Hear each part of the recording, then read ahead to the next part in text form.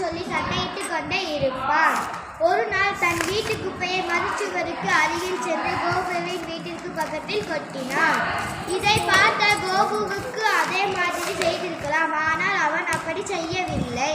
அதற்கு பதிலாக பாபுவுக்கு பிடித்த பொம்மை, செக்க சிவந்த பழங்கள் ஆகியவற்றுடன் ஒரு வெள்ளை என்ற பூக்கள் அடங்கிய பூங்கொத்தையும் சேர்த்து அவனது வீட்டு வாயிலில்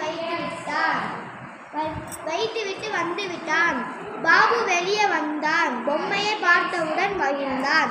அதில் இருந்த பூங்கொத்தை எடுத்தான். அதில் என்னிடம் அன்பு மட்டும் உள்ளது, குப்பை இல்லை, இப்படிக்கு கோபு என்று எழுதியுள்ளது. பாபு தன் தவத்தை உணர்ந்தார்.